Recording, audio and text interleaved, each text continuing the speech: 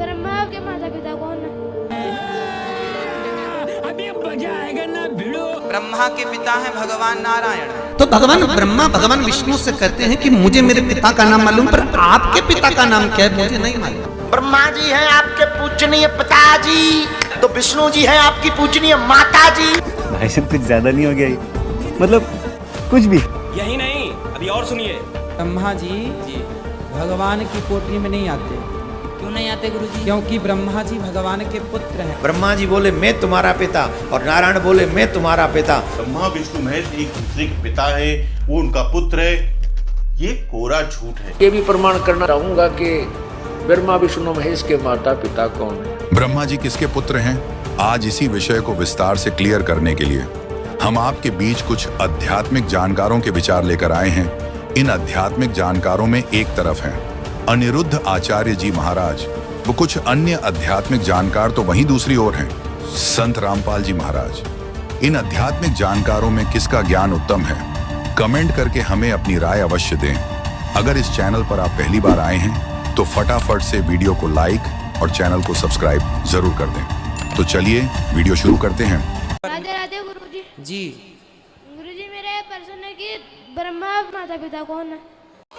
देखिए, शंकर जी के पिता हैं ब्रह्मा, ब्रह्मा के पिता हैं भगवान नारायण।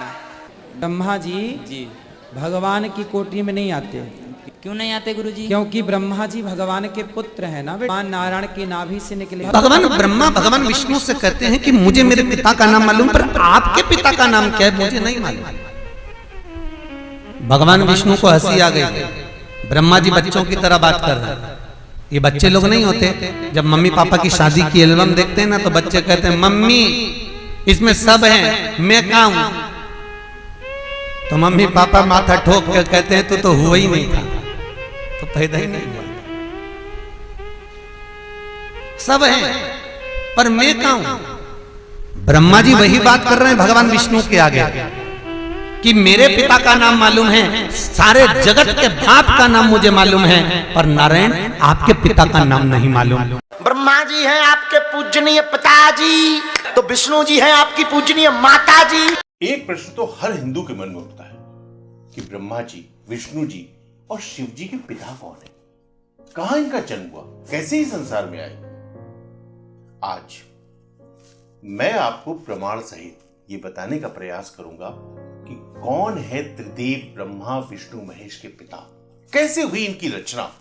आजकल तो हिंदू धर्म को लेकर ये झूठ भी फैलाया जा रहा है कि ब्रह्मा विष्णु महेश एक दूसरे के पिता है, वो उनका पुत्र है। ये कोरा झूठ है, इसका कोई प्रमाण नहीं है, किसी पुराण में नहीं है। पुराण क्या कहता है, मंदिरों की आधारित कथाएं क्या कहती हैं, ये आज मैं आपको बताने जा रहा हूं। पर एक निवेदन है, इस सत्य को जानने के लिए अंत तक इस वीडियो को अवश्य देखें। पंचमुखी ब्रह्मा भ्रमण करते हुए क्षीर सागर में पहुंचे, और क्षीर सागर में जब पहुंचे तो क्षीर सागर में उन्होंने देखा, वो अपने सेवकों के साथ में थे। तो अपने सेवकों के साथ जब पंचमुखी ब्रह्मा क्षीर सागर पहुंचे तो वहाँ उन्होंने देखा कि नारायण भगवान शयन कर रहे हैं। तो नारायण भगवान खड़े नहीं हुए।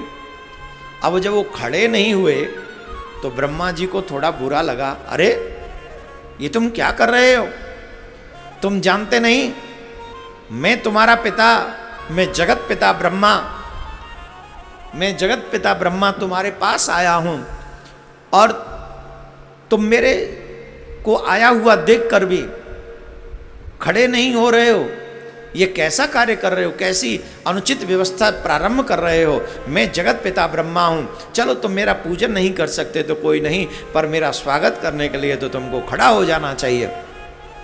ब्रह्मा जी ने कहा, अरे कथा पे आ जाइए, लौट गई। ये तो मैंने आपको बीच में कहानी सुना दी, थोड़ी दृष्टांत। ब्रह्मा जी ने कहा, अरे कैसे हो तुम, हम जगत पिता ब्रह्मा, हम तुम्हारे सामने खड़े हैं और तुम जो है सो हमको प्रणाम नहीं कर रहे हो।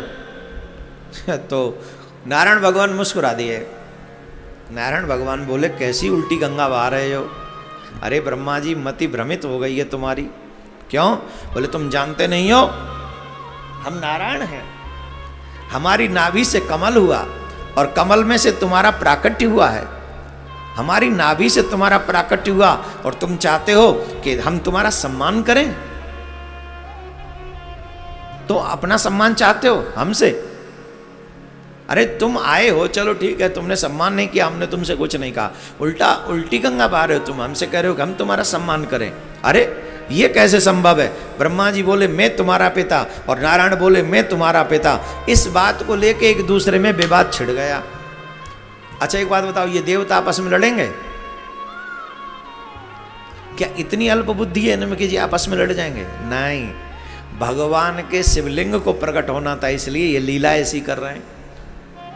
ऐसे होता है ना, वो दो भाइयों को, दो भाई रामलीला में काम कर रहे हों और एक भाई जरा हट्टा कट्टा एकदम बढ़िया तंदुरुस्त था, उससे कह दिया तू रावण का रोल करेगा, और एक भाई थोड़ा बड़ा सुंदर सा था, क्यूट सा, उससे कहा भैया तू राम बनेगा। बोले हाँ भैया। अब दोनों भैया, एक राम बन गया एक रावण बन गया, रामलीला में अभिनय करने लगे। और जब रामलीला में अभिनय करने लगे तो वहाँ एक दूसरे को मारने की बातें, जल को थल कर दूँ, थल को जल कर दूँ, ले आऊँ तार से तारों को, सुरमे की तरह पीस डालूं पृथ्वी और पहाड़ों को, रावण बोल रहा है। राम जी कह रहे मैं तुझे एक ही बाण से मार डालूंगा। हैं दोनों सगे भाई, लेकिन रामलीला में अभिनय कर रहे हैं, अभिनय में एक दूसरे को मारने की बात कर रहे हैं। और जैसे ही कपड़े उतारे, जैसे ही राम जी का रूप विश्राम दिया, रावण का रूप, फिर दोनों भाई एक ही थाली में भोजन कर रहे हैं। ये उदाहरण मैंने क्यों दिया? ये उदाहरण मैंने इसलिए दिया, हम सब के लिए भगवान ऐसी लीला करते हैं। कैसी? भगवान ब्रह्मा जी कह रहे मैं भगवान हूं, मैं श्रेष्ठ हूं। नारायण भगवान बोले मैं श्रेष्ठ हूं, मेरी नाभि से तुम उत्पन्न हुए हो। दोस्तों अभी आपने सुने इन सभी आध्यात्मिक जानकारों के विचार। आइए अब सुनते हैं संत रामपाल जी महाराज के आध्यात्मिक विचार। प्रकृति अर्थात दुर्गा, शेरा वाली अष्टंगी, ये ब्रह्मा विष्णु महेश की माता है। और ज्योति निरंजन सरपुरुष जिसने गीता जी का ज्ञान कहा है, वो काल ब्रह्मा विष्णु महेश जी के पूज्य पिताजी हैं। आप पुण्यात्माओं, आपको ये सिद्ध करते हैं कि रजगुण ब्रह्मा जी हैं, सतगुण विष्णु जी, तमगुण शिव जी।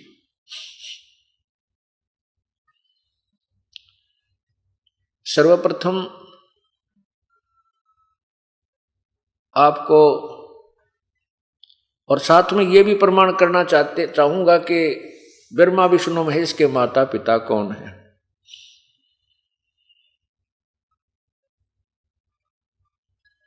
अब देखिएगा,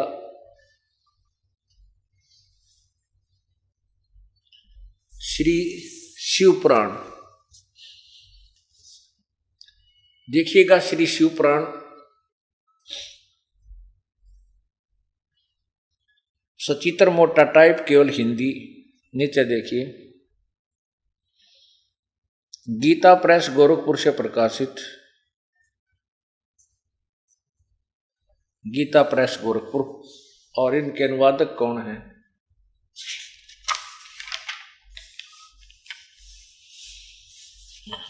संक्षिप्त शिवपुराण, सचित्र मोटा टाइप। संपादक है हनुमान प्रसाद पोदार। और ये कहाँ से छपा है यहाँ देखिएगा। प्रकाशक एवं मुद्रक गीता प्रेस गोरखपुर, गोविंद भवन कार्यालय, कोलकाता संस्थान, कोलकाता संस्थान। अब इसके ये अध्याय नंबर 5 यहाँ समाप्त हो जाता है। अब हम अध्याय 6 रुद्र संहिता, रुद्र संहिता अध्याय 6 पृष्ठ नंबर 99 से आपको पढ़कर सुनाते हैं। इसमें 2 बातें सिद्ध होंगी, एक तो ब्रह्मा विष्णु महेश की उत्पत्ति और साथ में ये गुण। ब्रह्मा जी ने कहा, ब्रह्मन देव शिरोमणे, तुम सदा समस्त जगत के उपकार में ही लगे रहते हो। तुमने लोगों के हित की कामना से यह बहुत उत्तम बात पूछी है, जिसके सुनने से संपूर्ण लोगों के समस्त पापों का अक्षय हो जाता है। उस अनामय शिवत्व का मैं तुमसे वर्णन करता हूँ। शिवत्व का रूप बड़ा ही उत्कृष्ट है और अद्भुत है। जिस समय समस्त चराचर जगत नष्ट हो गया था, सर्वत्र केवल अंधकार ही अंधकार था। देखना। प्रधान उस समय सत तत् सद्ब्रह्म इस स्तुति से सत सुना जाता है, एकमात्र ही शेष था। ऊपर देखें,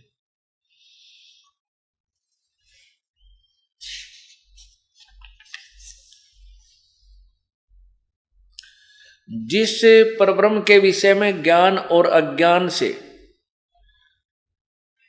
पूर्ण उक्तियों द्वारा इस प्रकार विकल्प किए जाते हैं, उसने कुछ काल के बाद द्वितीय की इच्छा प्रकट की। उसके भीतर एक से अनेक होने का संकल्प उदित हुआ। तब उस निराकार परमात्मा ने अपनी लीला शक्ति से अपने लिए मूर्ति की कल्पना की। नीचे देखें, जो मूर्ति रहित परब्रह्म है उसी की मूर्ति भगवान सदाशिव हैं। अर्वाचीन और प्राचीन विद्वान उन्हीं को ईश्वर कहते हैं। उस समय एकाकी रहकर स्वेच्छानुसार विहार करने वाले उन सदाशिव ने अपने विग्रह से स्वयं ही एक स्वरूप भूता शक्ति की सृष्टि की, जो उनके अपने श्री अंग से कभी अलग होने वाली नहीं थी। उस पराशक्ति को प्रधान प्रकृति, अब देखना, दुर्गा को प्रकृति भी कहते हैं, प्रधान भी कहते हैं, पराशक्ति को भी कहते हैं, और माया बुद्धि तत्व की जननी तथा विकार रहित बताया है। वह शक्ति अंबिका कही गई है, अंबिका दुर्गा, उसी को प्रकृति, ये याद रखना, प्रकृति शब्द ये आपको गीता जी के अनुवाद में काम आवेगा। प्रकृति दुर्गा को कहते हैं, उसी को प्रकृति सर्वेश्वरी और त्रिदेव जननी, ओए है, तीनों देवताओं की माता, रजगुण ब्रह्मा, सतगुण विष्णु, तमगुण शिव जी की माता वो दुर्गा है। नित्य और मूल कारण भी कहते हैं। सदाशिव द्वारा प्रकट की गई उस शक्ति के 8 भुजाएं हैं। नीचे देखो, ये भी स्पष्ट हो गया कि वो 8 भुजा वाली देवी है। जो वे सदाशिव हैं वे परम पुरुष ईश्वर, शिव शंभु और महेश्वर कहते हैं। आगे देखो इधर,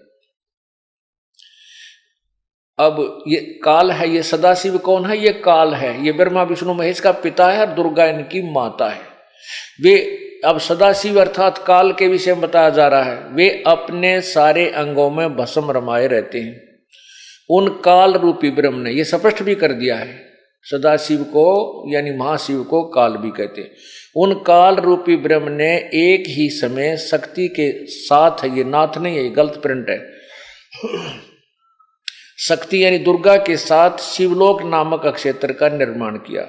उस उत्तम अक्षेत्र को काशी कहते हैं। वे वह परम निर्वाण का या मोक्ष का स्थान है जो सबसे ऊपर विराजमान है। वे प्रियतम रूप शक्ति और शिव, यानी प्रिया और प्रियतम यानी पति और पत्नी रूप में शक्ति यानी दुर्गा और शिव ये काल रूपी ब्रह्म जो परमानंद स्वरूप है, उस मनोरम क्षेत्र में नित्य निवास करते हैं। काशीपुरी प्रानंद रूपणी है, परमानंद रूपणी है।